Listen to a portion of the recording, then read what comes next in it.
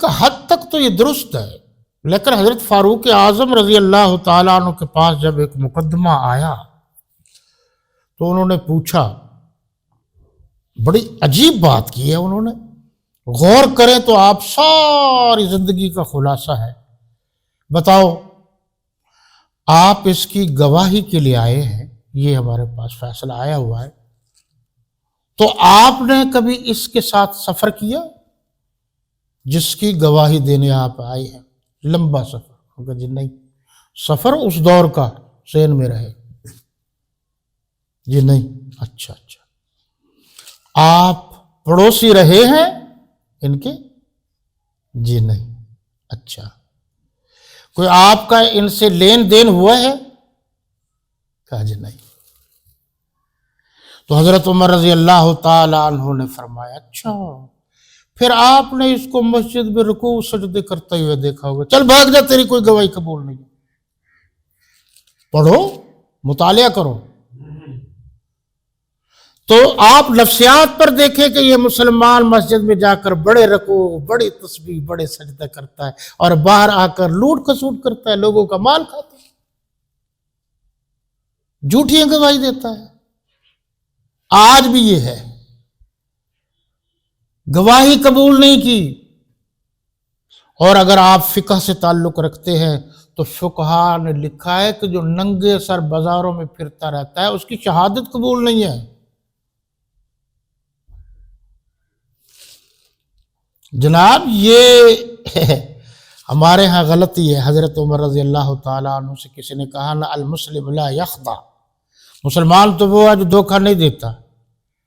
آگے بھی حضرت عمر تھے رضی اللہ عنہ، فرمانے لگے کہ نہیں، بات آپ نے مکمل نہیں کی، پوری بات یہ المسلم لا یخدع ولا یخدع، کہ مسلمان وہ ہے جو دھوکہ دیتا بھی نہیں اور دھوکہ کھاتا بھی نہیں،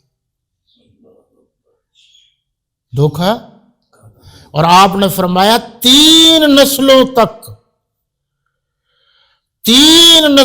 تک وہ بندہ جو نیا مسلمان ہو، خاص کر یہود و نصارہ، اس کو مملکت کا کوئی اہم عہدہ نہ دو،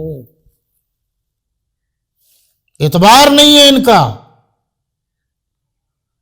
آپ پورے پاکستان کے سسٹم کو صرف اس ایک جملے پر ٹیلی کریں، موازنہ کریں، دیکھیں کیا ہو رہا ہے۔ آپ صلی اللہ علیہ وسلم نے فرمایا لا یلدغ المؤمن من جحر واحد مرتين، کہ مومن ایک سوراخ سے 2 مرتبہ نہیں ڈسا جاتا۔ یہ بات سرے سے غلط ہے کہ اگر کوئی تمہیں ایک تھپڑ مارے تو دوسرے گال آگے کر دو، جی مار لو۔ یہ ہے اختیار کہ موقع ایسا ہے تو اس نے اس کو متوجہ کرنے کے لیے ایسا کیا ہے، لیکن قانون یہ ہے کہ تھپڑ کا بدلہ تھپڑ ہے، ناک کا بدلہ ناک ہے، کان کا بدلہ کان ہے،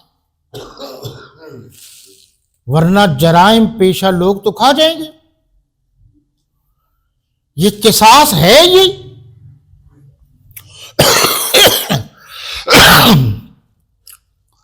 تو جی باقی پھر کبھی اس موضوع پر عرض کریں گے۔ بہرحال اتنی بات ضروری ہے۔ حضرت حسن بصری رحمۃ اللہ تعالی علیہ، ان کا ایک جملہ ہے وہ بڑا حیران کن ہے۔ فرمایا کہ اگر تم اپنی محفلوں کو پاک رکھنا چاہتے ہو، اگر تم اپنی محفلوں کو پاک رکھنا چاہتے ہو تو فاروق اعظم رضی اللہ عنہ کا ذکر زیادہ سے زیادہ کیا کرو۔ اگر آپ پرانے بزرگوں کو دیکھیں تو وہ جب کھانا کھاتے تھے، آج ہمیں سمجھ میں آتی ہے کہ وہ روٹی کے 4 ٹکڑے کرتے تھے تاکہ پتہ چل جائے کوئی بدبخت رافضی تو نہیں ہے۔ جی مشکوٰۃ شریف میں ایک حدیث میں نے پڑھی ہے کہ آپ صلی اللہ علیہ وسلم نے فرمایا، اور بخاری شریف میں بھی ہے، کہ جس گلی سے حضرت فاروق اعظم رضی اللہ تعالی عنہ تشریف لا رہے ہوں، شیطان وہ گلی وہ راستہ ہی چھوڑ دیتا ہے۔ یہ بزرگوں نے جو ذکر و اذکار بتائے ہیں ان کے تجربات ہیں، یہ مختلف چیزوں کی مختلف چیزیں بتائیں۔ اور اگر آپ پورے غور سے انہماک سے میری بات کو دل میں جگہ دیں تو یہ لکھا ہوا ہے کہ جس جگہ فاروق اعظم رضی اللہ تعالیٰ عنہ کا ذکر کیا جاتا ہے وہاں شیطان نہیں ٹھہر سکتا۔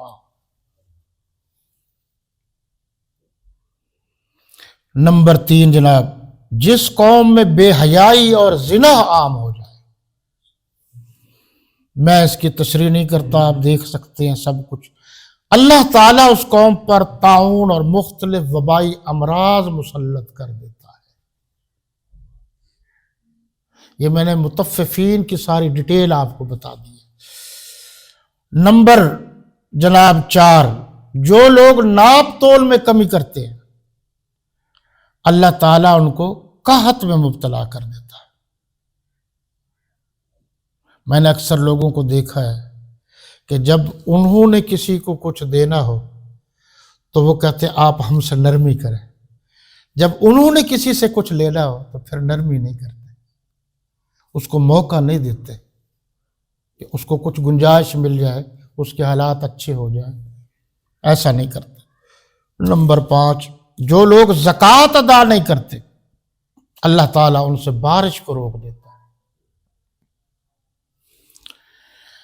اب میرے بھائی باتیں تو بہت ہیں اور رمضان شریف ہے، چلو پھر اب نمبر